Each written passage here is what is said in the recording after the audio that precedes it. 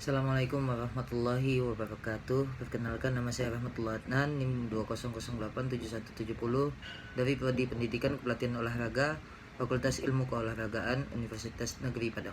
Baiklah, pada video kali ini saya akan menjelaskan apa-apa saja yang saya dapatkan dari buku yang telah saya baca. Baik, langsung pada intinya.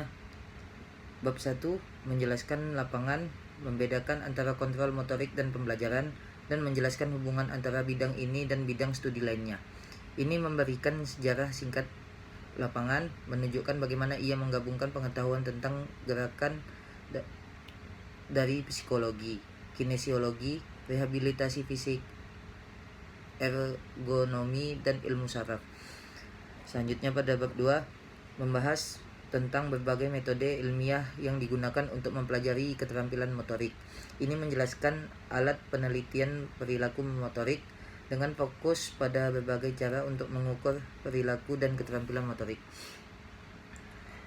Penelitian, pembelajaran, dan kontrol motorik saat ini, integritasi penyelamatan kontrol motorik yang berkembang menjelang akhir abad ke-20 berlanjut hingga hari ini. Misalnya, studi perilaku kontrol motorik dan pembelajaran sekarang muncul di jurnal yang di masa lalu berorientasi ketat pada ilmu saraf, misalnya penelitian otak eksperimental, surat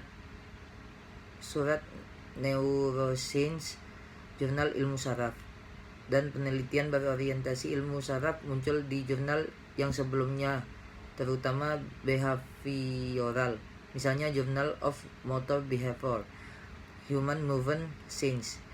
Studi tentang mekanisme otak tentu yang terlibat dan dalam kinerja tugas gerakan tersebut di jurnal muncul spesialis, misalnya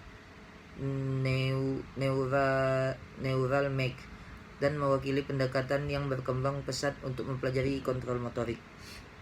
Baiklah, pada bab 1 menjelaskan tentang evolusi bidang studi. Gerakan adalah aspek kritis kehidupan.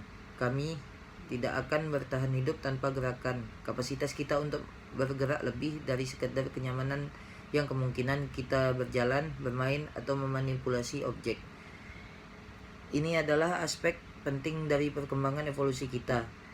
Tidak kalah pentingnya dengan evolusi kemampuan intelektual dan emosional kita. Beberapa orang menyatakan bahwa kemampuan kognitif kita yang sangat berkembang berevolusi sehingga kita dapat membuat gerakan penting untuk kelangsungan hidup yang terlibat dalam pembangunan tempat berlindung, pembuatan alat, dan komunikasi. Bidang studi ilmiah membahas masalah ini dikenal sebagai kontrol motorik. Studi tentang kontrol pergerakan pada manusia dan hewan. Dalam buku ini, kami juga membahas studi tentang bagaimana gerakan dipelajari, yaitu bagaimana gerakan diproduksi secara berbeda sebagai hasil dari praktek atau pengalaman. Memang banyak bukti menunjukkan bahwa banyak gerakan yang telah disebutkan terdiri dari kombinasi kompleks faktor penentu genetik ditambah dengan modifikasi yang dilakukan melalui praktik atau pengalaman. Selanjutnya pada bab 2, yaitu metodologi untuk mempelajari performa motor. Tujuan utama buku ini adalah untuk menyajikan tidak hanya prinsip dan teori yang relevan tentang sifat performa motorik, kontrol motorik, dan pembelajaran motorik, tetapi juga bukti penyelamatan yang mendukung atau dalam beberapa kasus membantah prinsip dan teori ini. Klarifikasi keterampilan motorik dalam setiap bidang studi.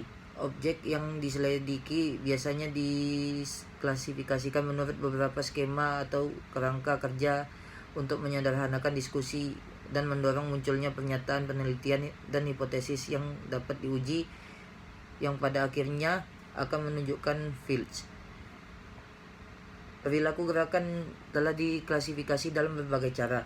Dua skema klarifikasi yang penting adalah dimensi diskrit atau konkret atau serial yang didasarkan pada gerakan tertentu, dibuat, dan dimensi terbuka atau tertutup yang ditentukan oleh atribut persepsi tugas.